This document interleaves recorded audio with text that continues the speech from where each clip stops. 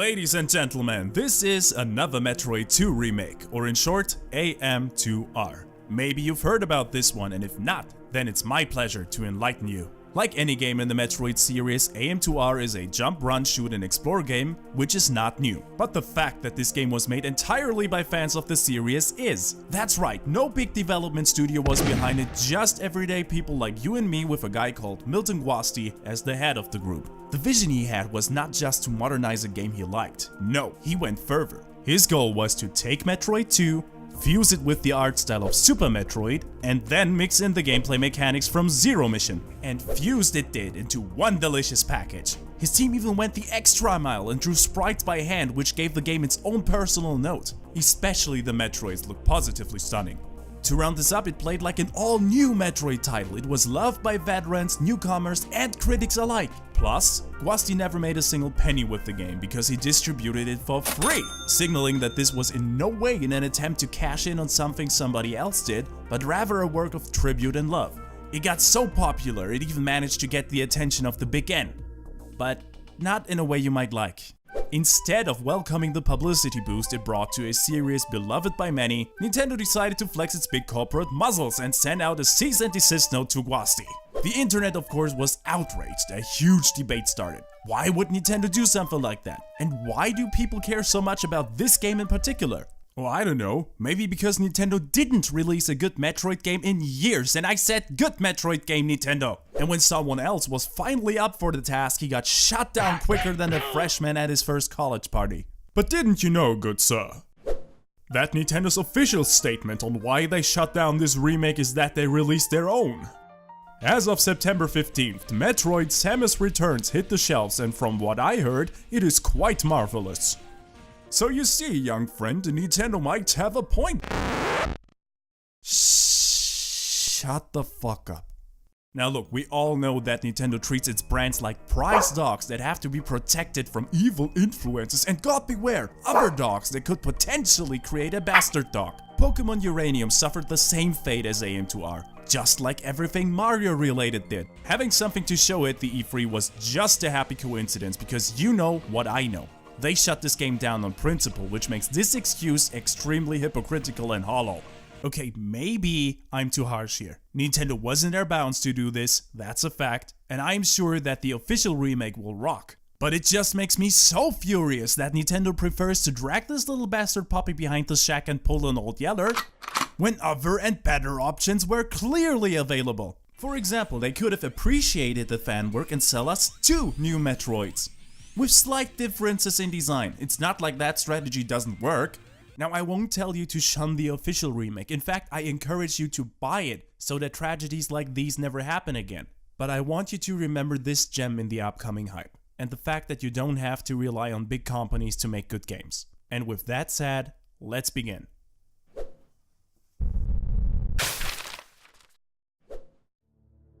The Metroid games revolve around the adventures of Samus Aran, an intergalactic bounty hunter with a high reputation and zero tolerance for evildoers. In fact, she is considered to be the #1 bounty hunter in the universe, and for good reason at that.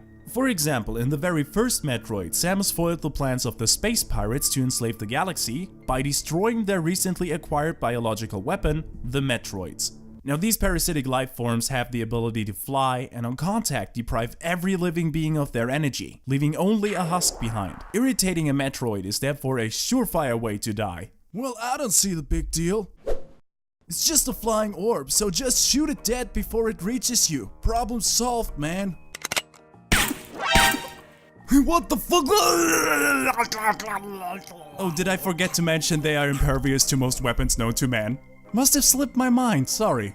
Following this incident, Samus of course informed the Galactic Federation about this new dangerous species. And the Federation, in their infinite wisdom, reasonably decided to scientifically research the Metroids so that they can be used for the good of the what? They opted to exterminate the Metroids? Of course! This is what highly advanced thinking looks like. Kill the unknown bad thingy before it can kill you. It's so simple, I would never have thought of that. And yes, Samus takes the mission and heads out to lend Darwinism a helping hand.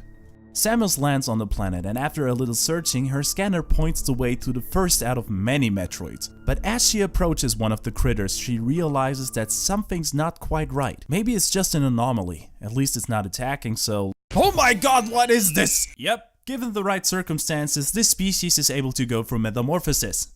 And they can do this not once, not twice.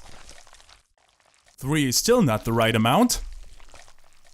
But up to 4 times, ladies and gentlemen. And of course, each time they do it, they get stronger and more aggressive than before. And I have to say, from a scientific point of view, this is worth studying. But on the other hand, it's trying to eat me right now, so kill it before it lays eggs. But such a trivial thing doesn't deter Samus from her mission, so she actively seeks out every Metroid personally and greets each of them with a bouquet of missiles. Here's a quick summation of her deeds. Alpha Metroids, dead. Gamma Metroids, bombed to shreds. Zeta and Omega Metroids, rest in pieces. Now all that remains over the course of her mission is one last kill. It's time for a showdown with the Queen Metroid. A monster of monsters, solely responsible for every Metroid ever born and as deadly as an entire army.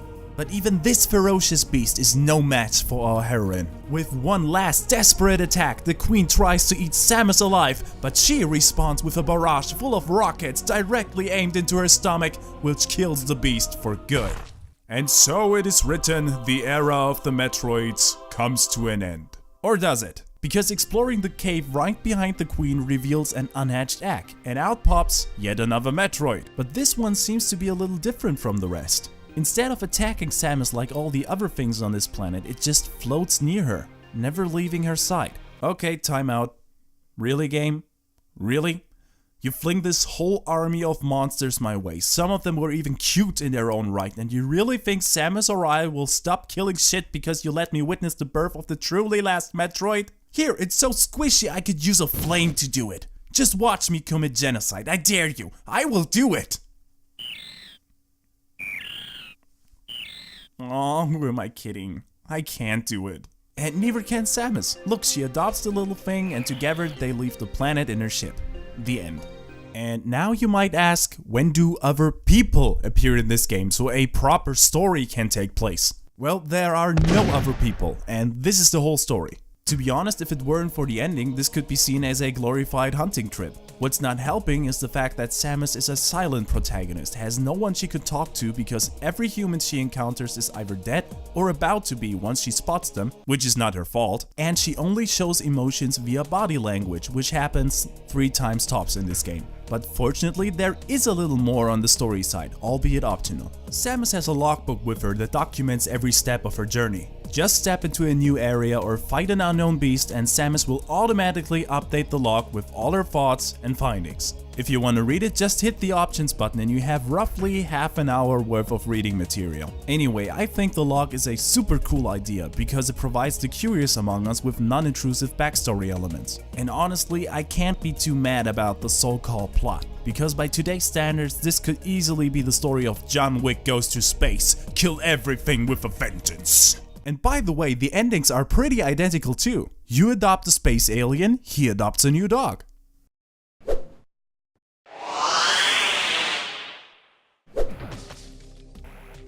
No matter if it's played in 2D or 3D, Metroid always relied on exploring areas and shooting stuff. In fact, I came up with a little neat theory that explains this nicely. I call it fun equals exploration times power up, aka FEP.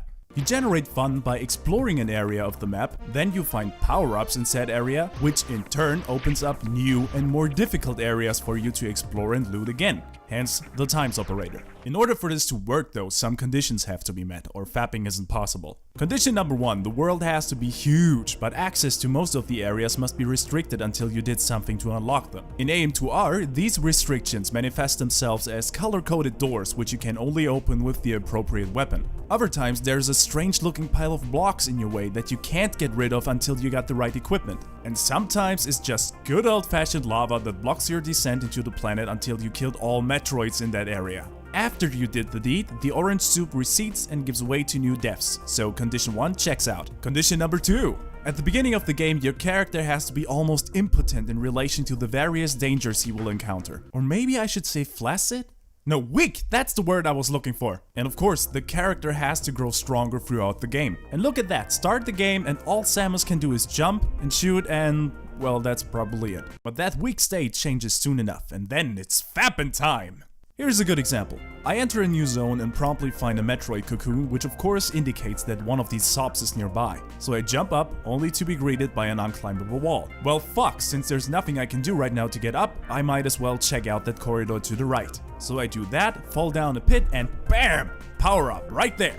I found the spider ball, which gives me the ability to climb up walls while in ball form. So back to the wall, climb it, good jolly, I found another elusive little Metroid. Success! And as an additional bonus, I am now able to search the environment more thoroughly, and that means, of course, more items. And this is easily one of my favorite mechanics in video games. You see, the more you explore the world, the more stuff you find that changes the gameplay one little bit at a time. Now it's just rolling on the ceiling, but later on Samus finds the space jump, which lets her do infinity somersaults. And with that thing, you can explore everything. But if you think the game just bestows these items on you, think again. Because every new zone you enter is bigger than the last one, the environment becomes increasingly hostile and tricky, and the most valuable upgrades are guarded by bosses that require not only a cool head, but also some degree of mastery over your controls. And when the bosses don't push a certain strategy, you can bet your ass that they are the most aggressive beasts you will ever encounter in the game. Of course, you want to take on monsters of that caliber and survive, you need a responsive control scheme that relies heavily on precision, and I am happy to say that AM2R delivers. Let me give you some examples. You push the stick, Samus runs. You stop pushing, Samus immediately stops too. Every action, including shooting, is not affected by any delay, which is very in-universe since Samus is a hardened bounty hunter with little to no fear, and she is so acrobatic that she can somehow change trajectory in midair. And the best thing about it is that AM2R rewards you for mastering the controls too. Not all items are guarded by bosses. Sometimes the area itself invites you to demonstrate your prowess in exchange for some loot. In summation, none of the stuff you get is gifted, and that makes you feel accomplished. You are proving your worth, and as a reward, the planet unravels right before your eyes. And once you have that, you want more. So you explore more to get more items and get even better, and then we're back to fapping again. Now hold on a minute, I have a question for you. I see here that you need to backtrack to some areas if you want to find everything. How is that good game design? Okay, that requires a bit of explanation. I understand that the dreaded B word has a slight negative connotation to it, and I totally get why. Because most of the time you are, and this is important, forced to go through levels you already beat. Devil May Cry 4 is a prime example for that, with the only new thing that you're playing as a different character when you slice your way back. And in many other games, it's the same thing. You are forced to repeat levels because you have to find every last gem, weapon, companion, or ally tune, take your pick. And you can't finish the game until you have all of them. But AM2R's level design actively prevents forced backtracking from happening and instead encourages backtracking by choice. Remember when I said that the lava won't recede until you exterminated all Metroids in a given area? Well, that's AM2R's idea of levels. And in order to get to the Metroids, you have to find key items which will almost always provide you with some sort of mobility enhancement like the aforementioned spider ball or the space jump. It's impossible to reach your target without these items and hence can't progress in the game until you do. So the pattern goes: enter area, find critical item, overcome obstacle with item to get to boss, kill the boss, move on. Now real backtracking only occurs if you want to get optional items like additional sub-tanks and missiles because these don't have a direct impact on the game. You might even be able to see these items, but you're not able to get them yet, and that's because you will lack the necessary key item, which is 2 zones away. But since this endeavor is entirely optional, it becomes an incentive that actually works. Getting every last item isn't forced on you, so it can either act as a sweet bonus for the ones who are interested, or it can simply be ignored just as you like. Also, if you decide to hunt down every last item, don't fret. You have 2 huge advantages I haven't talked about yet.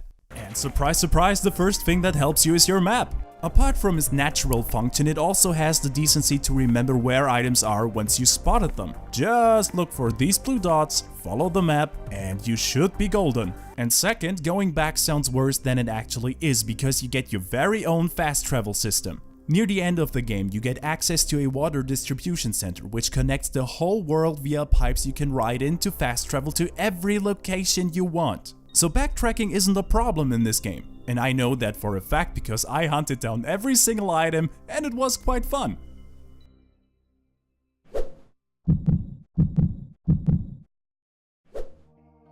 Let's get the obvious stuff out of the way first. The game is able to run smoothly at 60 FPS, but on some rare occasion I heard that players have frame rate drops because of their graphic cards. Now don't worry, from what I've heard that doesn't happen very often. The animations are clean and crisp, nothing more to say here, and I am honestly delighted about the atmosphere, because I did not expect such a coherent and detailed world from what is still a fan game. The moment you set foot on a planet, you are made aware that this world has its own ecosystem and history. For example, one area resembles a vast underground jungle inhabited by lush wildlife. There are odd-looking creatures everywhere, and the dominant flora seems to consist of thorny vines which seem to go on forever. On a side note, please don't fall into them. They sting like hell. And there's even a temple complex, complete with statues you can admire, meaning that at some point, some intelligent life must have resided here. Quick fact, that was the Chozo civilization, a race of super intelligent bird people. But the interesting thing is that the environment gradually starts to change once you go deeper into the planet. Vines slowly get replaced by some kind of moss that covers every surface, and sooner or later even this last bit of green gives way to undressed stone. And the wildlife has to adapt to these harsh conditions, which in turn makes them look alien, yes, but also pretty interesting. But that's still not the end, because the Chozo dug even deeper and established highly technological buildings below ground. Where no life should be possible, they invented and experimented with weapons, leaving behind a now abandoned research facility filled to the brim with artificial monstrosities that defend what little functioning technology might be left. And if you dare to venture even further, you find the rest of the world entirely twisted. The most threatening areas don't even have stone. They're covered with a gooey fluorescent substance, and it's so far down the planet that the only natural light source will be the aforementioned lava. And I don't know if you noticed, but don't the buildings seem a little bit off to you? I don't know, it seems like the place is swallowed whole by Mother Nature. And on closer inspection, that is true. The statues, once beautiful depictions of this noble race, are crumbling down. The bridges, or what is left of them, slowly erode away due to water damage. And speaking of water, some areas were flooded and now show signs of nature retaking what is rightfully hers. Now all these details fall into the category of environmental storytelling. Techniques like these are used to flesh out the game world and are a powerful tool to set the mood you are trying to convey, which in this case totally succeeds. For example, by looking at the decay around you, you can easily deduce that this planet hasn't had a visit from intelligent life in hundreds of years. Meaning that in all these years you are the first one to walk these paths again, which is by all means exciting, but doesn't it make you feel small too? To see such a powerful civilization now reduced to ashes. Or how about the lifelessness of the deeper caves? Or the fact that every being here wants to see you dead? It shows you that this place is not only old, but it rejects your very presence. Almost like it knows that you are about to mess with its delicate balance it achieved over the years. And these subtle hints bear a clear message. Go away, alien. You are not wanted here. But hey, maybe I'm reading too much into this. I mean, all I really do is render a species extinct, and I do it for the good of the galaxy. Come on. What possible long-term effect could that have? I'm free, bitches! What was that just now? But enough about the atmosphere. You wanna know what else is great? The music! Okay, to be fair, the soundtrack is completely comprised of other remix versions of other songs in the series, with most of them originating from Metroid 2, of course. But still, every remix sounds unique enough to be seen as its own track, and I have to say a lot of these tunes complement the atmosphere just right. From a pretty catchy song for your first steps on the planet,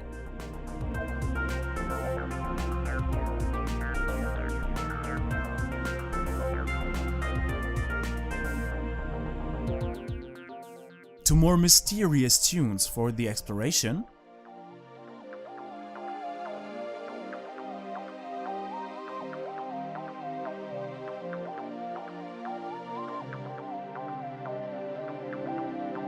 to the downright eerie noises for the most dangerous places on the planet.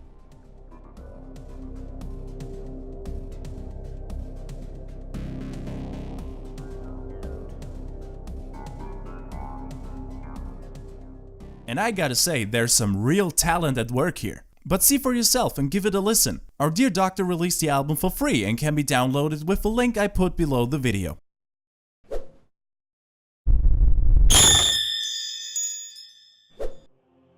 I'm not gonna sugarcoat this. The Metroid series never gave a damn about extra content, and neither does AM2R. You get your map, the power-ups, and a lot of hidden stuff, which in all honesty can be found quite easily, and that's it. Once you did all of that, and if you're just not the type to play a game more than once, there's almost no incentive left for you to come back and play the game again. Well, almost. Because the game tracks how much time you needed to beat it, and based on that, your ending screen changes accordingly. And tradition dictates that the less time you need, the less Samus will wear at the ending screen. And no, she will never get naked for you, no matter how fast you are. Get your pervy thoughts out of here, this is a review.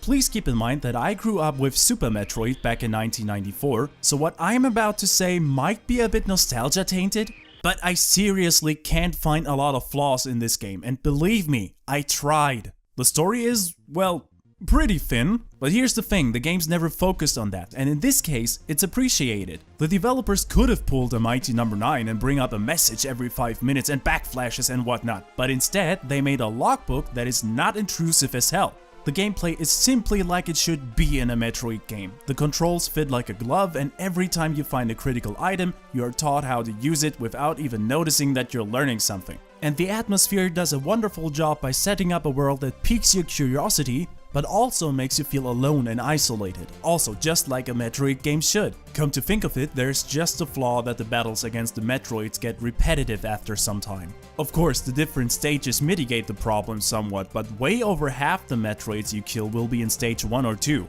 which, all jokes aside, are pretty easy to kill. And unless you are a speedrunner, there's really no incentive to go back to the game again once you've finished it. But still, it was a lot of fun, and I am very happy that I played it. And hey, this game may not be distributed by official means anymore, I know. But you know, once a thing is on the internet, it stays on the internet. And now, if you'll excuse me, I have to figure out how to feed my new little pet here. And also, don't forget to buy the official remake, let them know that Metroid isn't dead. See you next time and have a wonderful day.